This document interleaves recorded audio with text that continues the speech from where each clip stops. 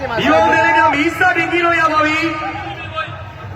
မီးစတင်ကြည့်ပြီးတော့မလွတ်သေးပဲနဲ့ကြိုင်တော့မောင်ခင်ဗျာဒီကနေပြီးတော့ကျွန်တော်ခေါ်ပေးမှာဖြစ်ပါတယ်မီးပြီးတော့ကြိုင်ပေးပါ